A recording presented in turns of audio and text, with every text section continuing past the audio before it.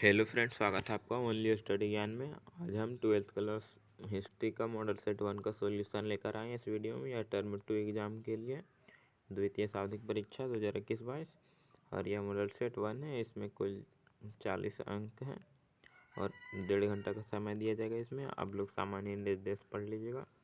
इसमें सॉल्यूशन पर चलते हैं हम लोग।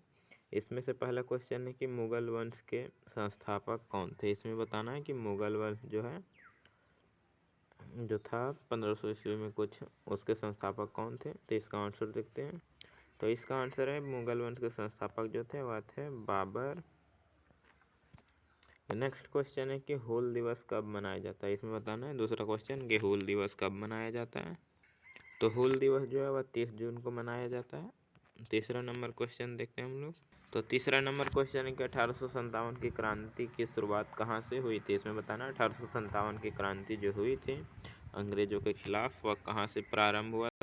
तो इसका आंसर है, स्थान का नाम है मेरठ। इसका आंसर होगा मेरठ से हुआ था और यह जो है मंगल पांडे के द्वारा प्रारंभ किया गया था मेरठ में, मेरठ की छावनी में। 4 नंबर क्वेश्चन इसमें कि जालियांवाला बाग हत्याकांड कब हुआ था। इसमें बताना है कि जालियांवाला बाग हत्याकांड जो है वह कब हुआ। तो इसका आंसर है 13 अप्रैल 1919 में जालियांवाला बाग हत्याकांड हुआ था। उसके बाद जो है वह असहयोग आंदोलन 1920 में जो है प्रारंभ कर दिया गया था। अगला क्वेश्चन है कि भारत का संविधान कब लागू हुआ था। 5 नंबर क्वेश्चन है, भारत का संविधान कब लागू हुआ था। तो इसका आंसर भी देख लीजिए आप लोग। तो इसका आंसर है 26 जनवरी 1950 ईस्वी में जो है भारत का संविधान लागू हो गया था और 26 नवंबर 1949 में जो है भारत का संविधान बनकर तैयार हुआ था। 2 वर्ष 11 महीना 18 दिनों में। अगला क्वेश्चन है 6 नंबर के दक्कन के गाँवों में रैयतों ने बगावत कब की थी। इसमें बताना है कि दक्कन दंगा जो हुआ था वहाँ पे गाँव में रैयतों ने कब बगावत की थी। तो इसका आंसर है 1875 ईस्वी में रैयतों ने जो है बगावत की थी दक्कन के गाँव में। 7 नंबर क्वेश्चन है कि मंगल पांडे ने कहाँ विद्रोह किया था। इसमें बताना है कि मंगल पांडे ने कहाँ पे विद्रोह किया था। तो इसका आंसर है मेरठ में जो है बैरकपुर छावनी है, वहीं पे किए थे मंगल पांडे ने। 8 नंबर क्वेश्चन है कि अकबरनामा पर संक्षिप्त टिप्पणी लिखे। यह 3 अंकों का प्रश्न है और तो कुल इसमें 7 दिए गए हैं, लेकिन इसमें 5 आपको बनाना है तो 15 अंक इनसे मिलेंगे।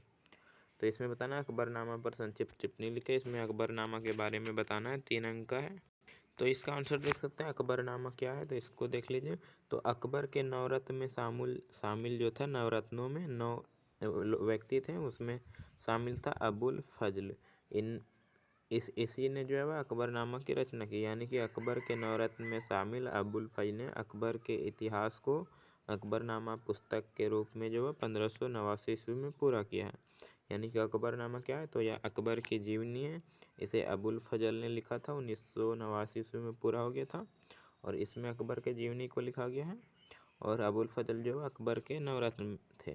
और अकबरनामा की तीसरा भाग जो है वह है आईने अकबरी और अकबरनामा जो है फारसी भाषा में लिखा गया था। इसका जो विवरण या सारांश देखे अकबरनामा का, तो अबुल फजल ने प्रबलता बनाकर जो है अकबर ने अपने विचारों को जनता तक पहुंचाया था और अबुल फजल फारसी, अरबी एवं यूनानी दर्शन का ज्ञान जो वह रखता था। अगला क्वेश्चन देखते हैं हम लोग। 9 नंबर क्वेश्चन है कि 1857 की क्रांति के तात्कालिक कारण का वर्णन कीजिए। जिसमें तात्कालिक कारण बताना 1857। तो इसका आंसर देख सकते हैं कि 1857 की क्रांति का तात्कालिक कारण जो था वह था सैनिक, यानी कि सैनिक विद्रोह। एक अफवाह यह फैल गया था कि नई एनफील्ड राइफलों में जो कारतूस होते हैं, राइफलों के कारतूस में गाय और सुअर की चर्बी का प्रयोग किया गया अंग्रेजों के द्वारा। यह अफवाह फैल गया था सैनिकों के बीच और सिपाहियों की को जो है वह इन राइफलों को लोड करने से पहले कारतूस को मुंह से खोलना पड़ता था। तो इन लोगों को पता चल गया था कि कारतूस में गाय और सुअर की चर्बी का प्रयोग किया। गाय जो है वह हिंदू धर्म को भड़का दिया और सुअर जो है मुस्लिम धर्म वाले सैनिक भड़क गए थे। तो हिंदू और मुस्लिम दोनों सिपाहियों ने इनका जो इस्तेमाल करने से इनकार कर दिया और यहाँ से विद्रोह जो है फैल गया था। अगला क्वेश्चन है कि 10 नंबर की असहयोग आंदोलन के कारण बताइए। इसमें असहयोग आंदोलन 1920 ईस्वी का जो है उसका कारण बताना है, महात्मा गांधी के द्वारा चलाया गया था। तो इसका आंसर दे सकते हैं कि यहाँ देख सकते हैं असहयोग आंदोलन 1919 ईस्वी के रोलेट एक्ट एवं जालियांवाला बाग हत्याकांड पर ब्रिटिश सरकार के रवैये यानी कि नीति के कारण 1920 ईस्वी में गांधी जी के द्वारा शुरू किया गया था। यानी कारण क्या, तो असहयोग आंदोलन प्रारंभ करने का कारण यह था कि 1919 ईस्वी में रोलेट एक्ट बना था और जालियांवाला बाग हत्याकांड हुआ था जिसमें कि बहुत सारे लोगों को मार दिया गया था। तो इसी के कारण जो है महात्मा गांधी ने इसे 1920 ईस्वी में गांधी जी के द्वारा शुरू किया गया था असहयोग आंदोलन।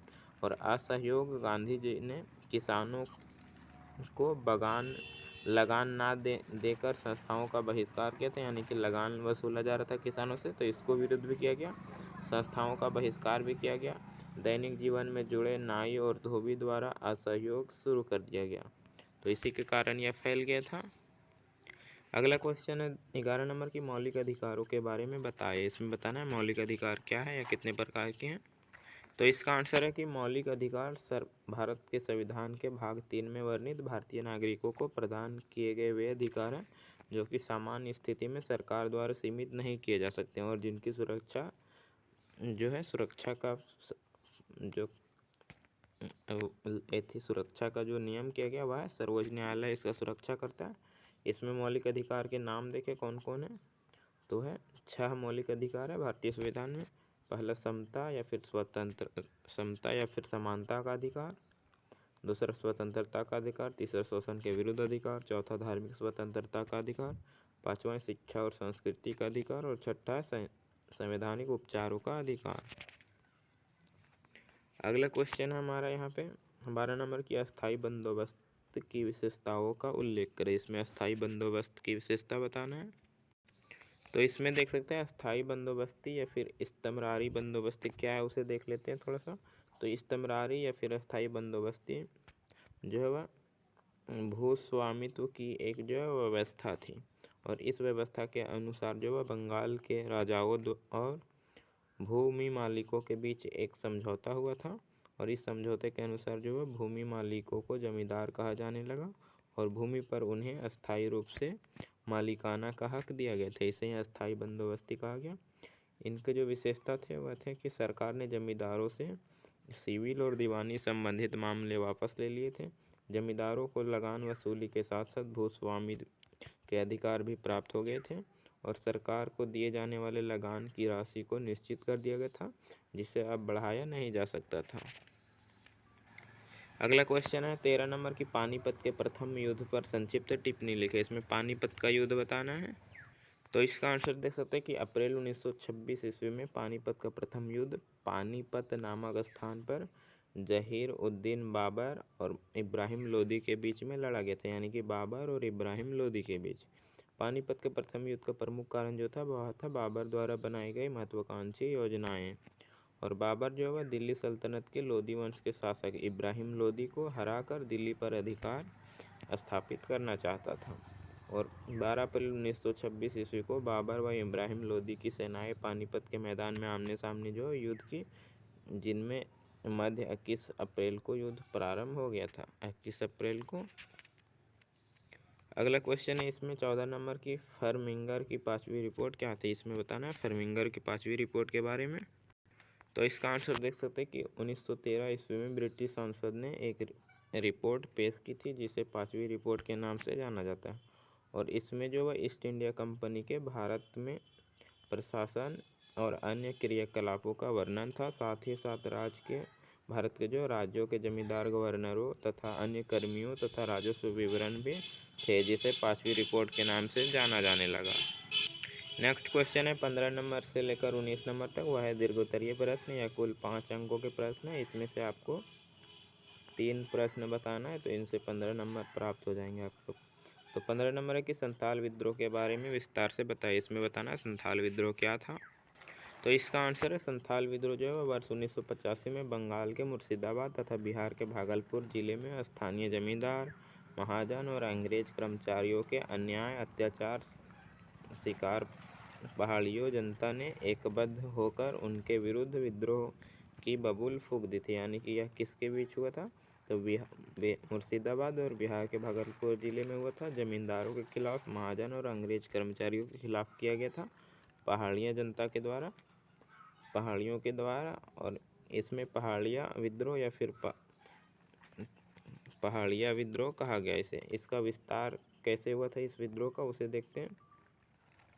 तो संथाल दामिन एक कोह नामक क्षेत्र में निवास करने वाले आदिवासी थे और वे उस क्षेत्र में अपनी परंपरागत व्यवस्था एवं अपनी सामाजिक आर्थिक व्यवस्थाओं के तहत जो वह शांतिपूर्ण तरीके से जीवन यापन करते थे। और संथालों का अपना जो वह राजनीतिक ढांचा भी था। दूसरा इसमें कि इस विद्रोह का मुख्य उद्देश्य बाहरी लोगों को भगाना था, विदेशों का राज हमेशा के लिए समाप्त करना तथा न्याय व धर्म का राज स्थापित करना था। इस विद्रोह का परिणाम देखें तो है कि संथाल परगना नामक एक प्रशासनिक इकाई का गठन किया गया। संथाल परगना टेनेस्टी एक्ट को लागू किया गया और अंग्रेजों तथा संथालों के बीच जो विवाद स्थापित करने के लिए ग्राम प्रधान की मान्यता भी दिया गया था। नेक्स्ट क्वेश्चन है कि अकबर एक राष्ट्रीय शासक था कैसे। इसमें बताना कि अकबर राष्ट्रीय शासक कैसे था, क्यों उसे राष्ट्रीय शासक कहा जाता है। तो इसका आंसर है कि अकबर के बारे में सबसे पहले थोड़ा सा बताना। तो अकबर हुमायूं के बाद जो है दिल्ली के सिंहासन पर 1556 ईस्वी में बैठा और उसके सेनापति का नाम जो है बैरम खान था। और कम उम्र होने के कारण जो इसके शासन पर जो महम आगना नामक महिला का प्रभाव था। अकबर ने अपने राज्य में सभी धर्म को समान सम्मान, नवरत्न का संरक्षण एवं राजपूतों के साथ साथ व्यापारिक संबंध भी कायम किए थे। अब इन्हें जो राष्ट्रीय शासक कहने के जो क्या कारण है वह देख लेते हैं। तो पहला कि पूरे भारत को एक सम्राट के शासन में लाना, दूसरा प्रशासन की एकीकृत प्रणाली, तीसरा राजस्व प्रशासन की एकीकृत प्रणाली, चौथा एकीकृत कराधान नीति, अगला सुलह की राजपूत नीति, अगला संश्लेषण और प्रसार की धार्मिक नीति, और अगला इसमें कि फारसी को दरबारी भाषा बनाना।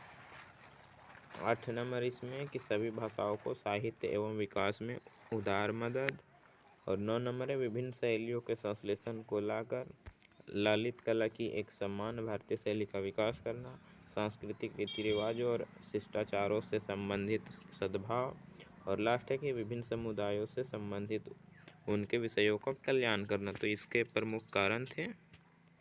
अगला क्वेश्चन है 17 नंबर की स्वतंत्रता आंदोलन में महात्मा गांधी की भूमिका का वर्णन कीजिए। इसमें महात्मा गांधी की भूमिका बताना है भारतीय स्वतंत्रता आंदोलन में। तो इसे देख लेते तो महात्मा गांधी के बारे में देख लेते थोड़ा सा शॉर्ट में। तो 1915 ईस्वी में दक्षिण अफ्रीका से जो भारत आकर गांधी जी ने सत्याग्रह कर गोखले के कहने पर जो भारतीय राजनीति में प्रवेश किया था। और 1917 से 19 के बीच जो चंपारण, खेड़ा और अहमदाबाद के किसानों एवं मजदूरों की समस्या को दूर किए थे गांधी जी ने स्वदेशी उद्योग, चरखा, खादी उद्योग बहिष्कार जैसे मुद्दों पर 1920 ईस्वी में असहयोग आंदोलन भी छेड़ दिए थे। आगे इसमें कि नमक कानून के खिलाफ जो है सविनय अवज्ञा आंदोलन 1930 ईस्वी में किए थे। ब्रिटिश सरकार ने द्वितीय विश्व युद्ध के मध्य संविधान सभा की समिति का निर्माण की मांग को ठुकरा दिया एवं सुधारों के लिए क्रिप्स मिशन जो कि 1942 में भारत को भेज दिया गया था। फिर इसके बाद जो क्रिप्स मिशन के असफल होने के कारण जो अगस्त 1942 ईस्वी में ग्वालियर टैंक जो कि बम्बई में था, पहले बम्बई नाम था, मुंबई हो गया, भारत छोड़ो आंदोलन करने की जो घोषणा कर दी महात्मा गांधी ने। इन्हें जो क्वेश्चन हमारा था इसमें भूमिका बताना है। तो इसमें पहला भूमिका है कि अहिंसा। महात्मा गांधी अहिंसा करते थे। तो गांधी जी अपने विचारों से स्वतंत्र आंदोलन को हिंसात्मक होने से बचाया। वे सत्याग्रह, सविनय अवज्ञा, हड़ताल, शांतिपूर्ण प्रदर्शन आदि के माध्यम से आंदोलन को आगे बढ़ाना चाहते थे और उन्होंने भारतीय जनता को राजनीतिक रूप से प्रशिक्षित भी किया था। दूसरा था सविनय अवज्ञा आंदोलन जो कि 1930 ईस्वी में चलाया गया था, इसे पढ़ लीजिएगा आप लोग। अगला था स्वदेशी और बहिष्कार करना। नेक्स्ट था कि हिंदू मुस्लिम समन्वय का प्रयास करना, यानी कि जोड़ने का प्रयास करना। अगला सत्याग्रह का प्रयोग करना।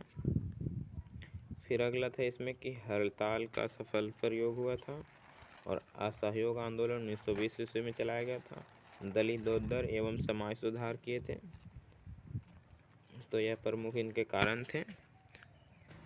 18 नंबर क्वेश्चन है कि भारतीय संविधान के प्रमुख विशेषताएं बताइए। इसमें भारतीय संविधान की विशेषता के बारे में बताना है। तो इसमें सबसे पहले भारतीय संविधान के बारे में थोड़ा सा बता देना है। तो भारत का संविधान जो है भारत का सर्वोच्च विधान है, जो कि संविधान सभा द्वारा 26 नवंबर 1949 ईस्वी को पारित हुआ था और 26 जनवरी 1950 ईस्वी में प्रभावी रूप से लागू हो गया। 26 नवंबर को भारत के संविधान दिवस के रूप में जो घोषित किया गया, जैसे कि अब आगे देखते हैं हम लोग इसमें विशेषता इसका। तो पहला विशेषता कि लिखित एवं विस्तृत संविधान है भारत का, तो इसे आप लोग भी पढ़ लीजिएगा। दूसरा इसमें कि लोकतांत्रिक सरकार की स्थापना। इसमें तीसरा संघात्मक व्यवस्था किया गया संविधान में, और चौथा स्वतंत्र एवं निष्पक्ष न्यायपालिका भी इसमें रखा गया है। लास्ट क्वेश्चन है इस मॉडल सेट का कि भारत के विभाजन के प्रमुख कारणों का उल्लेख कीजिए। इसमें भारत पाकिस्तान विभाजन के प्रमुख कारण बताने। तो इसका आंसर देख सकते हैं कि भारत का विभाजन जो है माउंटेबन योजना के आधार पर निर्मित जो है भारतीय स्वतंत्रता अधिनियम 1947 के आधार पर किया गया था। इस अधिनियम में कहा गया कि 15 अगस्त 1947 को भारत व पाकिस्तान नामक दो राज्य बना दिए जाएंगे। 15 अगस्त 1947 के आधी रात को भारत और पाकिस्तान जो है कानूनी रूप से स्वतंत्र दो राष्ट्र बन गए थे। इसके प्रमुख कारण जो थे विभाजन के, उसे देख लेते हैं हम लोग। तो 1947 में भारत के विभाजन का सबसे मुख्य कारण था अंग्रेजों के षड्यंत्रों और मुस्लिम लीग की सांप्रदायिकता की नीति।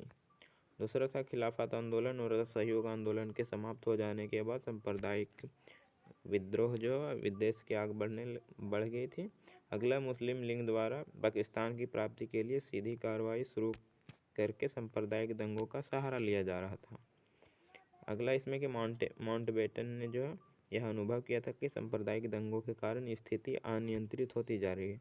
इस स्थिति को देखते हुए माउंटबेटन ने जो है विचार किया कि भारत को विभाजन करने के अलावा कोई अन्य विकल्प नहीं है। और लास्ट की कांग्रेस ने देश का विभाजन अविलंब स्वतंत्रता प्राप्त करने के लिए भी स्वीकार कर दिया था।